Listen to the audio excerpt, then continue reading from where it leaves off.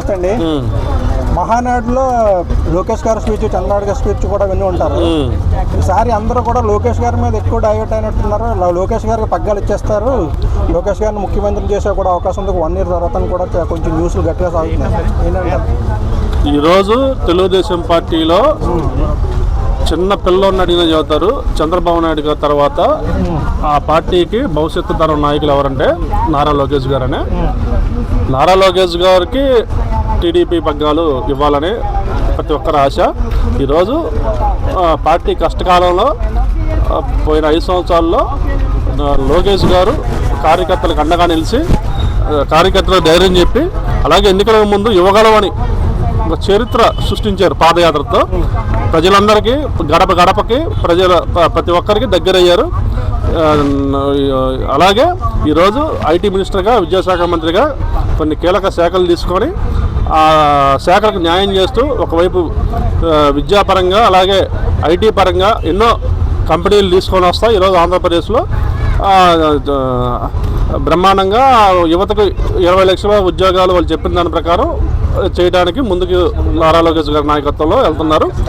భవిష్యత్తు తరంలో నారా లోకేష్ గారికి పార్టీ పగ్గాలు ఇవ్వాలని ఇంకా విజన్ చంద్రబాబు నాయుడు గారి 2047 విజన్, అలాగే నందమూరి తారక రామారావు గారి ఆశయ సాధన ఒక నారా లోకేష్ గారి వల్లే సాధ్యం.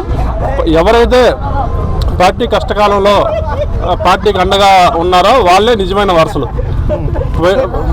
పోయిన గవర్నమెంట్లో కనీసం భువనేశ్వర్ గారిని, చంద్రబాబు నాయుడు గారిని ఆ రకంగా కట్టినా కూడా స్పందించని వాళ్ళు అసలు వారసులు ఎందుకు అవుతారు? వాళ్ళు గారు వారసులు. నారా లోకేష్ గారే నిజమైన వారసులు. అంటే మీ హింట్ ఎన్టీఆర్కి వైపేనా? ఎవరైతే అది మీరు ఆలోచించుకోవాలా. ఏదైనా కానీ వైసీపీ వాళ్ళు ఎన్టీఆర్ వారసుడు ఎన్టీఆర్ అవుతాడు కానీ లోకేష్ ఎలా అవుతాడని కొంతమంది క్వశ్చన్ చేస్తున్నారు వైసీపీలో. ఎవరైతే టాలెంట్ నిరూపించుకుంటారో పార్టీ కష్టకాలంలో, ఆ రోజు ఎన్టీ రామారావు గారి తర్వాత చంద్రబాబు నాయుడు గారు పగ్గాలు తీసుకోకపోతే తెలుగుదేశం పార్టీ ఆ రోజుదే అయిపోయేది. అది లక్ష్మీ పర్వతం ఇంకోరు తీసుకోమంటే పగ్గాలు తెలుగుదేశం పార్టీ 1 సంవత్సరానికే ఆ రోజే ఎన్టీఆర్ గారి తర్వాతే అయిపోయేది. ఆ రోజు సమర్థవంతమైన నాయకుడు చంద్రబాబు నాయుడు గారి చేతుల మీదుగా తెలుగుదేశం పార్టీ పెట్టారు. కాబట్టి ఈరోజు ఎన్టీఆర్ గారి తర్వాత ఆ తెలుగుదేశం పార్టీని అంచెలంచెలుగా కార్యకర్తలను పెంచుకుంటూ ఈరోజు ప్రపంచ స్థాయిలో తెలుగుదేశం పార్టీని నిలబెట్టిన వ్యక్తి చంద్రబాబు నాయుడు గారు. అది ఎవరిని అడిగినా చెబుతారు. అలాగే ఈరోజు చంద్రబాబు నాయుడు గారి తర్వాత ఎన్టీఆర్ గారు మనవడు. ఇప్పుడు చాలామంది నారా లోకేష్ గారు ఎన్టీఆర్ గారు మనవడు ఎందుకు అవుతారని అంటాడు. ఇప్పుడు భువనేశ్వర్ గారు ఎవరండి? ఎన్టీఆర్ గారి అమ్మాయిగా. అలాంటప్పుడు ఎన్టీఆర్ గారు, పెద్ద ఎన్టీఆర్ గారు నారా లోకేష్ గారి తాతగారే కదా. తప్పేమని మా తాతగారు ఎన్టీఆర్ అని చెప్పుకుంటే కొంతమంది ఏదో మాట్లాడుతున్నారో అవన్నీ ఖండిస్తున్నాను. నారా లోకేష్ గారే నిజమైన ఎన్టీఆర్ గారి వారసులు, చంద్రబాబు నాయుడు గారి వారసులు.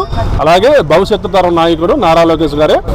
2047 విజన్, చంద్రబాబు నాయుడు గారి విజన్ నారా లోకేష్ గారి వల్లే సాధ్యం.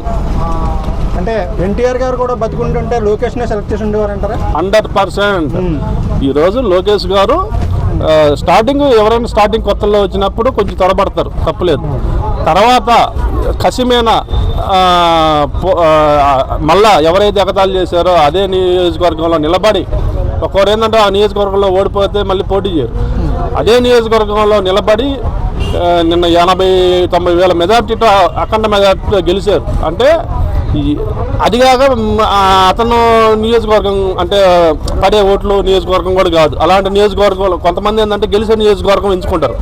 లోకేష్ గారు అతను కష్టంగా ఉన్న నియోజకవర్గంలో పోటీ చేసి మంగళగిరిలో ఇన్ని వేల మెజార్టీలో గెలిచారంటే హ్యాట్స్ ఆఫ్ లోకేష్ గారికి. ఆయన పట్టుదల, కృషి అలాంటిది. అలాంటి దమ్మున్న నాయకుడు ఈరోజు కావాలా. నారా లోకేష్ గారు ఒక దమ్మున్న నాయకుడు, కార్యకర్తలకు భరోసా ఇచ్చే నాయకుడు, అలాగే పెద్దల వంటి గౌరవం ఉండే వ్యక్తి. అలాగే ఎవరితో ఎలా ఉండాలి, పెద్దలతో ఎలా ఉండాలి, ఆ తోటి వాళ్ళతో ఎలా ఉండాలి, అందరినీ కలిపిపోయే ఆడవాళ్ళతో ఎలా రెస్పెక్ట్గా ఉండాలి, అంతా మంచి సభ్యులు తెలిసిన వ్యక్తి. అలాంటి నాయకుడు చేతిలోనే తెలుగుదేశం పార్టీ మళ్ళా ఇంకో 40 సంవత్సరాలు పటిష్టంగా ఉండిద్ది. చంద్రబాబు నాయుడు గారి విజన్ నారా లోకేష్ గారి వల్లే సాధ్యం. నారా లోకేష్ గారు ఇప్పుడు వరకు కూడా చంద్రబాబు నాయుడు గారు బిడ్డగానే తెలుసు. అంటే ఆయన అంటూ చంద్రబాబు నాయుడు గారు లాగా కొంచెం నిరూపించుకున్నది ఏం లేదు ప్రస్తుతం ఇప్పటి వరకు. ఇప్పుడు అంటే ఆయన ఇప్పుడు చంద్రబాబు నాయుడు గారు అంటే ఐటీ గురించి పెద్ద చెప్తారు, హైదరాబాద్లో ఐటీ అయినా అని చెప్పి. లోకేష్ గారికి అటువంటి స్కీమ్ కానీ ఏదన్నా చేసింది అదేనండి. ఈరోజు లోకేష్ గారు మొన్నే ఎమ్మెల్యే అయ్యారు, మంత్రి అయ్యారు. అది కాక ఇప్పుడు ఐటీ అలాగే విద్యాశాఖ మంత్రి అలా కొన్ని మంత్రి శాఖలు తీసుకున్నారు. రేపు అమరావతి డెవలప్ కానివ్వండి, ఆంధ్రప్రదేశ్ మళ్ళీ పూర్వవైభవం వచ్చింది. 100% మోడీ గారి సహకారంతో ఆంధ్రప్రదేశ్ పూర్వవైభవం వచ్చింది. రేపు లోకేష్ గారి నాయకత్వంలో చంద్రబాబు నాయుడు గారు అంటే హైదరాబాద్ ఎలా చెప్పుకున్నారో, నారా లోకేష్ గారు అంటే అమరావతి ఐటీ హబ్ అని చెప్పుకుంటారు. చెప్పుకునే రోజులు కూడా దగ్గరలో ఉన్నాయి. ఎందుకంటే ఆయన చేస్తున్న కృషి అలాంటిది. రాబోయే రోజుల్లో అమరావతి, విజయవాడ సరౌండింగ్స్ అంతా ఐటీ హబ్ అయింది.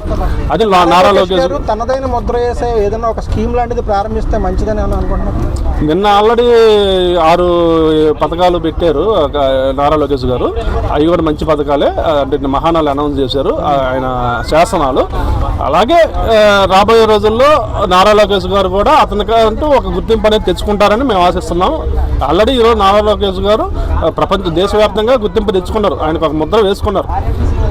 ఈరోజు కూడా ఆయన కీలక శాఖల్లో ఉన్నారు కాబట్టి రేపు యువతకి భరోసా, ఉద్యోగాల అవకాశాలకు ఎన్నో కంపెనీలు తేడానికి నారా లోకేష్ గారి సారథ్యంలో ఈరోజు అక్కడ మామూలుగా ఐటీ హబ్, మన సైబర్ టవర్స్ లాగా అక్కడ కూడా ఏదో ఐటీ హబ్ వస్తుంది అమరావతిలో.